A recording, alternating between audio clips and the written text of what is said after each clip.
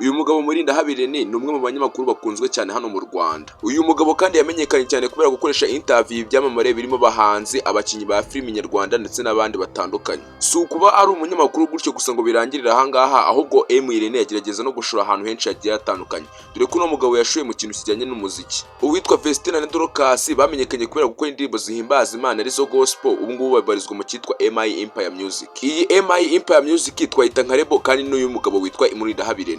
Si Festina na Dorcas yabereye manager gusa, ahubwo hari n'undi muhanzi yabereye manager mbere ya Festina na Dorcas bita Kenny Kai. Uyu Kenny Kai yamenyekanye kubera indirimbo yakoze yitwa Imana y'imihanda.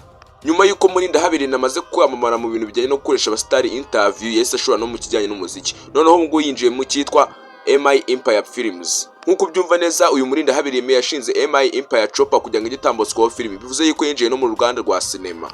Amakuru meza hari nuko uyu witwa Irene yamaze kwambika impeta umukunzi we witwa Liliane, akaba yabicishije ku mbuga nkoranyambaga nka Irene.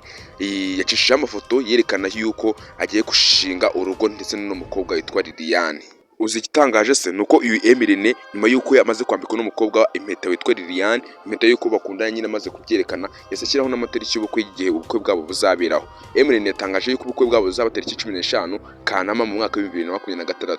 Ejo bundi rwose tuzaba turyoshye turi kureba ubukwe bwa Irene. Uyu Irene yavuye mu mubare w'abasore dufite ahangaha mu Rwanda bashinzwe n'abafana kuba badashaka abagore, nk'uwitwa Philipita ndetse n'uwitwa Papa Sava. Uyu Irene yabaze kuyavamo, yateye ivi, ubu kibona no gukora ubukwe. Kora subscribe kuri ino channel kugira ngo ibiganiro byiza nk'ibi by'ubwenge n'ibizajya bisohoka nawe ujye ubibona mu bambere. Kuri ino channel hacaho ibiganiro byiza nk'ibi ngibi, nyarukiraho byose ubirebe. Kanda like kino kiganiro gisharinga inshuti zawe kugira ngo nazo zimenye aya makuru. Cyangwa managa mu kino kiganiro banyita Promise niyo nagize. The king of this upward plus 257 ni amazina nk'ay'indyankwe. Gusa indyankwe yaremeye kurya ibiti, kinaremeye kugusobanurira. Ndabakunda cyane, duhure mu biganiro by'ubutaha. Ciao ciao. Mwiriwe neza, iri ni itangazo ku bakunzi ba Mess Empire.